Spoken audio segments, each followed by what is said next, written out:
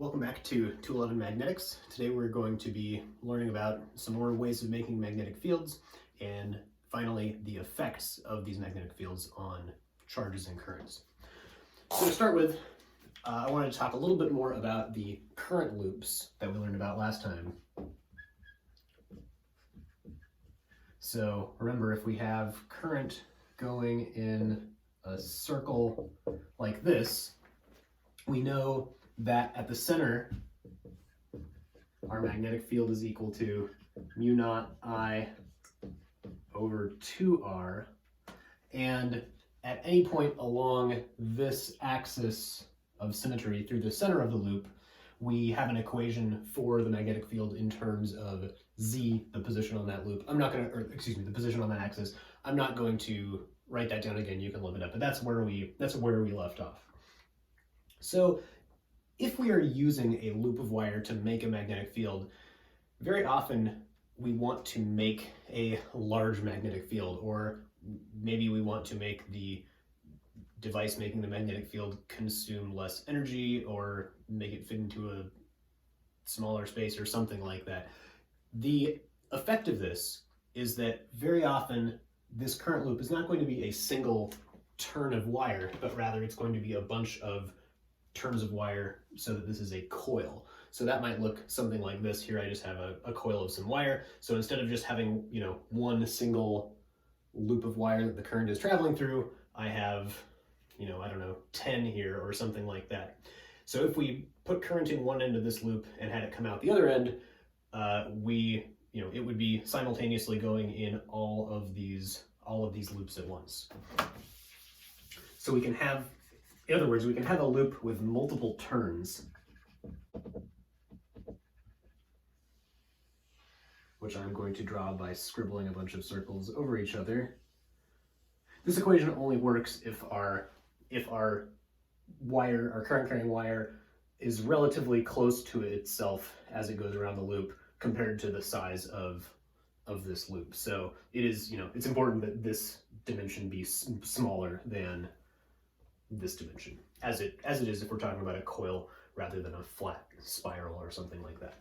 So in this picture, we have that same current traveling through all of these different wires. I'm not going to draw an arrow on all of them, but the effect of that is basically like we have a bunch of these eyes stacked on top of each other. Not surprisingly, because of superposition, this just gives us an additional factor of n in our equation, where n is the number of windings we have around this coil. So currently with multiple turns at the center, and this is the most common one we'll use for these loops, the magnetic field is mu naught n I over 2r, where again this radius is r, this point is the center, and n here, n is the number of, this is expressed with different words, number of turns or number of coils or number of windings. All of those are language you run into. I'll say the number of turns in the current loop. So for small wire, you could easily get an n up in the thousands. That's not uncommon in actual applications. If we want to know the magnetic field at some point along the axis of this multiple turn coil, we also can multiply that equation by n. I am not going to write that down, but you can go look it up in your notes and multiply that by n also.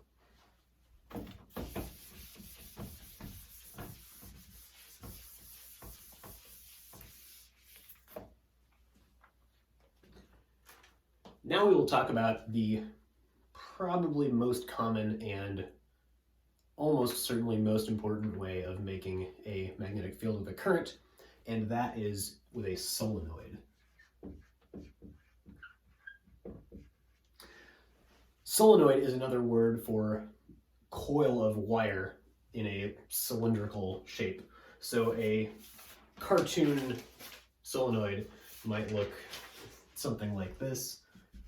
We have a wire and it is spiraling around, in this helix and then going back over here. So it's kind of like our multiple turn coil, but we've taken it and stretched it out. So as we go through each turn, we're also moving a little bit in that Z direction.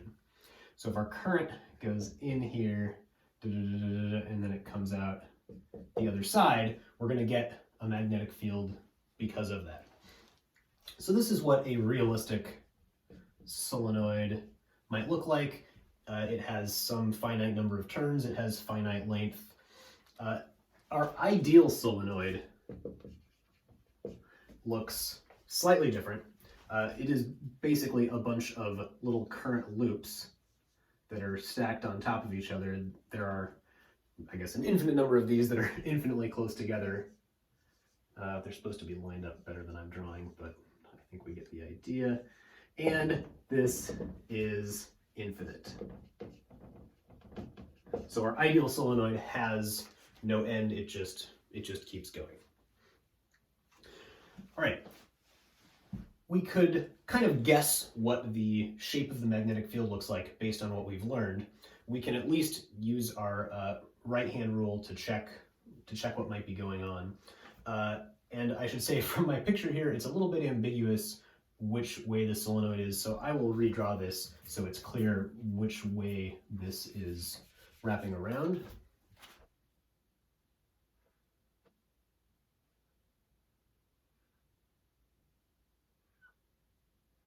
We'll make it shorter for the sake of saving time. So hopefully I have communicated with my drawing that these parts on top are further back, and these thick parts here, here, here, here are in the front. So our solenoid is wound from top to bottom like this.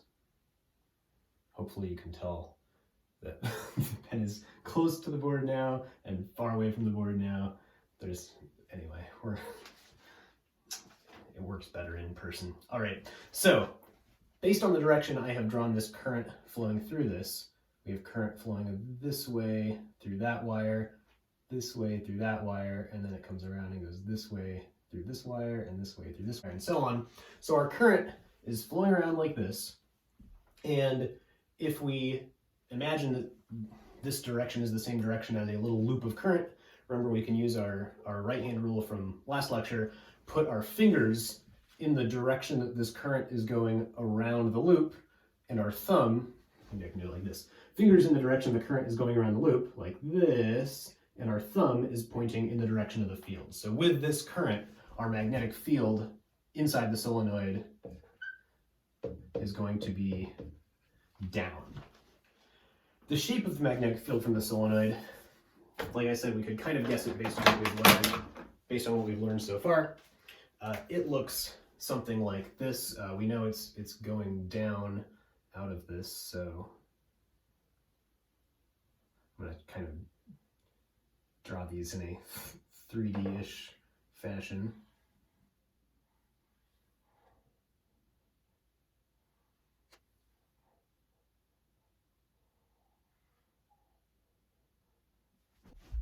So there we have a nice 3D picture of what the field looks like around a solenoid.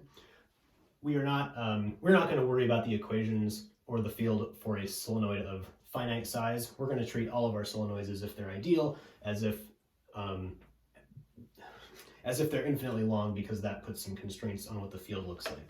So inside our infinite solenoid, which I'm not going to draw anymore, I'm just going to say ideally, inside our solenoid, our magnetic field is axial. That is, it is going along the symmetry axis of the solenoid. And this could be up or this could be down depending on which way the current is going around it. It is also uniform inside, so from this spot to this spot to this spot, at all of these points inside, our magnetic field is constant. This is true for a infinitely long solenoid. For finite ones, it's a very good approximation in the middle. As you move towards the ends, as our field lines curve, it becomes less true. axial, it's uniform, and we know an equation for the strength. We don't know enough to derive this yet. By the next lecture, we actually will. So here, B is equal to mu naught Ni over L. So N here is the number of turns of the solenoid, L is the length. So this is kind of assuming already that our infinite ideal solenoid actually is of finite length, just because that's how we do these calculations. So if it's finite,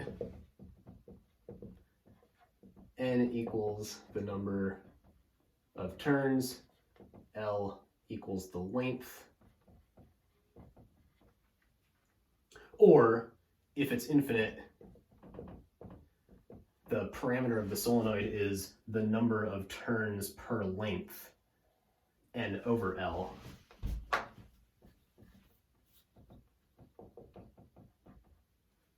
Lowercase l.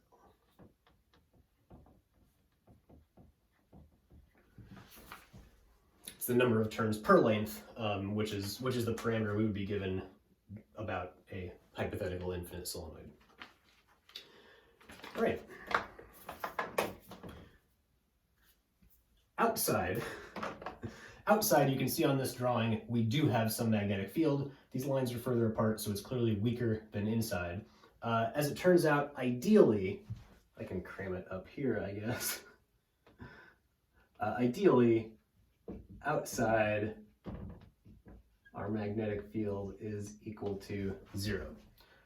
So, this is less true as we're close to the ends, especially, and even when we're, nearby on the sides. For a finite length solenoid, our magnetic field might not be negligible completely, but in the ideal case, which is the equations we're going to be using, the magnetic field is 0 at all points outside the solenoid. I should say that even for finite solenoids, this is a good approximation, that the field is axial and uniform, and if you want to make a strong, uniform magnetic field, this is invariably done with a big solenoid coil. So for example, MRI magnets. So MRIs work by putting your body in a big magnetic field, and so you the patient go in some tube, you get slid into some tube. This tube actually is a giant superconducting solenoid, so this whole thing is wrapped with who knows how many turns of superconducting wire. The superconducting wire is just so they can put more current through it and get a bigger magnetic field, and these wires go off to some power supply that turns on and makes a big magnetic field inside with this strength. So so these are solenoids because these give a very axial and uniform field, and also it turns out if you plug in reasonable numbers, you can get a pretty big field inside too. Typical MRIs are 1.5 Tesla to 3 Tesla, although you can get experimental ones that are up to, like, I forget, 6 or 7 Tesla, I think.